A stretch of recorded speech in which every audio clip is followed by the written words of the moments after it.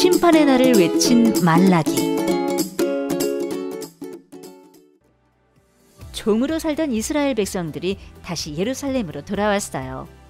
사람들은 무너진 성전을 다시 짓고 하나님께 감사하며 기도했어요.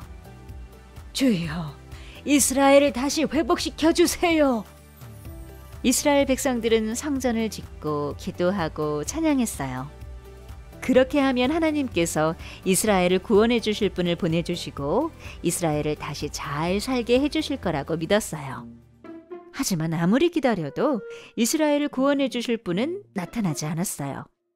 백성들은 다른 나라 사람들의 괴롭힘을 받아야 했고 먹을 것이 없어 늘 배고프고 힘이 들었어요. 이렇게 힘든데 하나님께서 왜 우리를 도와주시지 않는 거지?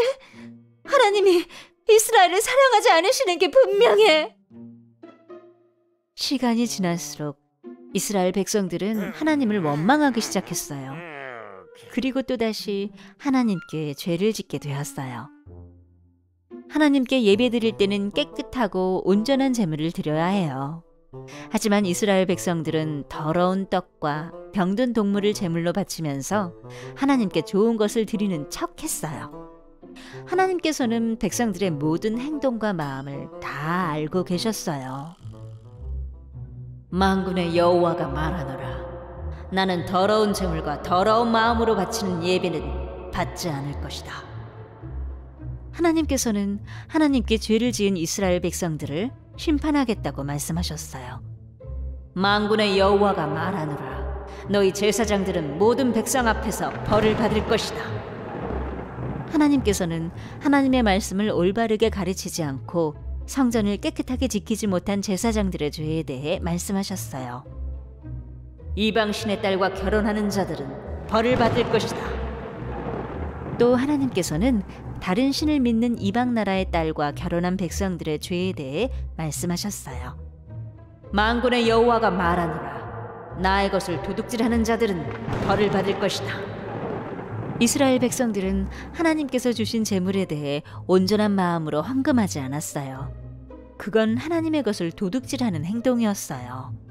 하나님께서 백성들의 죄에 대해 말씀하시며 벌을 내리겠다고 하셨어요. 말라기 선지자가 하나님께서 벌을 내리실 거라고 이야기했어요. 만군의 여호와가 이르노라. 하나님께서 너희의 죄에 대한 벌을 내리실 것이다. 이 땅에 아무것도 남지 않게 될 것이다.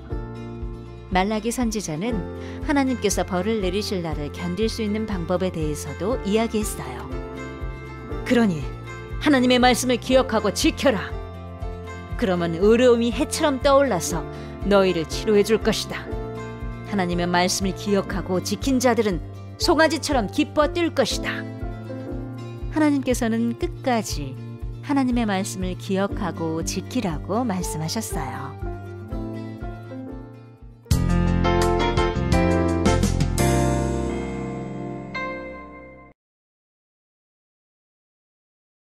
어떤 사람이 식당에 갔어요.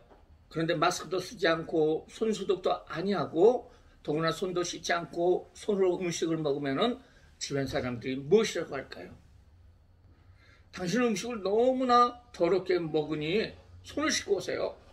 마스크를 쓰세요.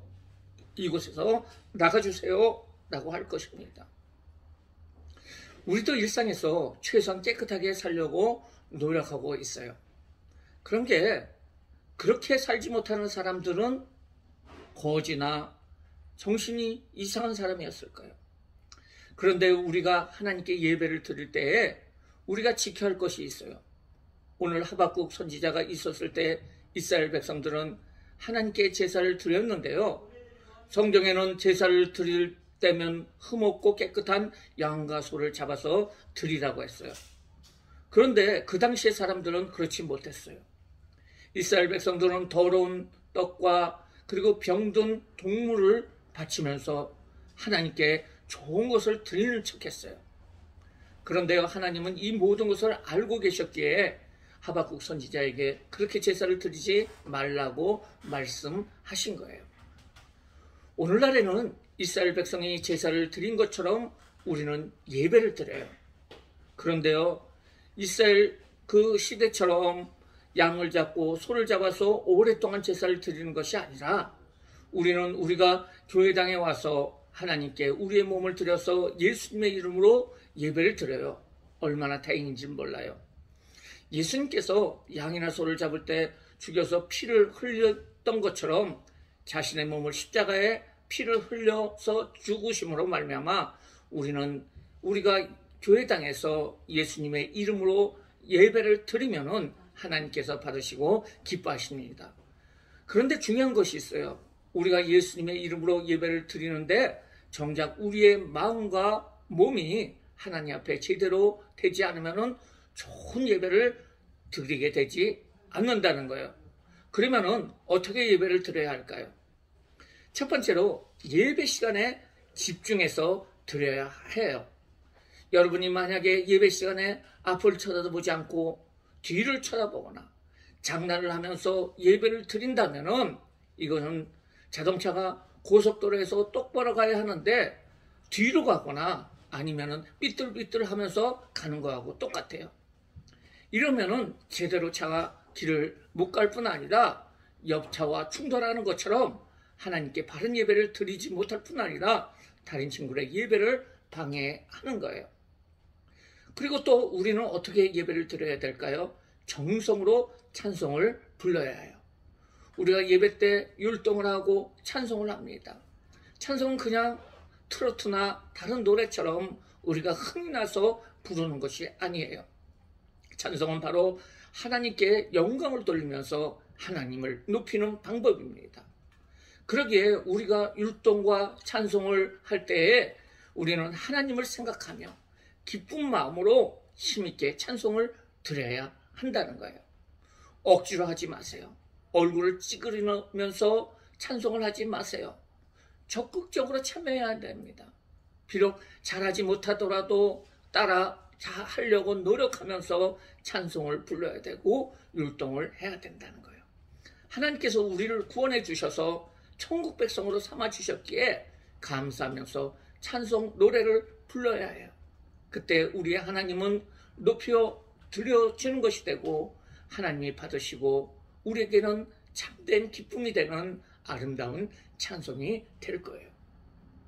그리고요, 우리는 세 번째로 기도에 참여를 해야 돼요.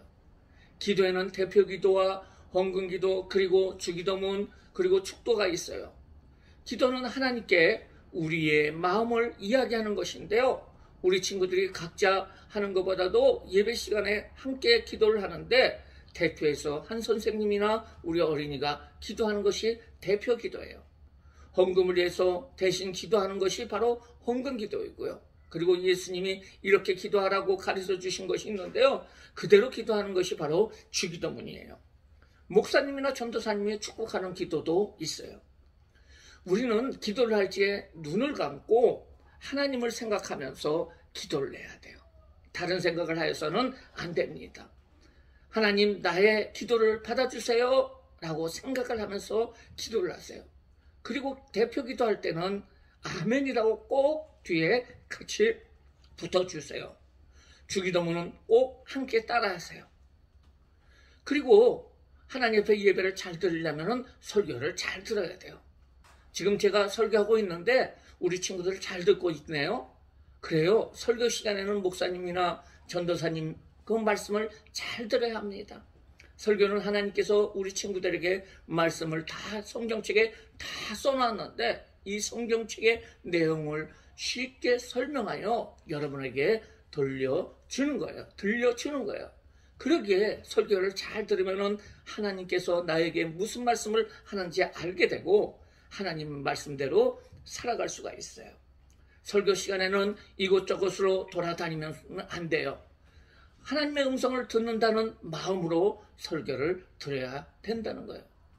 이렇게 예배를 집중해서 율동 찬송과 기도를 하고 설교를 듣는 것이 다른 예배를 드리는 것이고 말레기 시대의 더러운 제사가 아닌 하나님께서 받으시고 기뻐하시는 제사를 드리는 거예요. 이제 여기 친구들은 어릴 적서부터 그 예배를 잘 드림으로 하나님께 복된 친구가 되기를 주님의 이름으로 축원합니다. 기도하시겠습니다. 사랑과 은혜가 많으신 하나님 아버지에 감사드립니다. 우리 친구들이 이렇게 오늘 하나님 앞에 예배를 어떻게 드리는 방법에 대해서 배웠습니다. 우리 친구들이 정성을 다해서 찬송을 하고 기도를 하고 말씀을 들을 수 있도록 인도하여 주심으로 말미암아 하나님 앞에 올바른 제사인 예배를 드림으로 하나님의 복받는 귀한 친구들 될 수 있도록 주님 축복하여 주시옵소서. 감사하며 예수님의 이름으로 기도드려옵나이다. 아멘.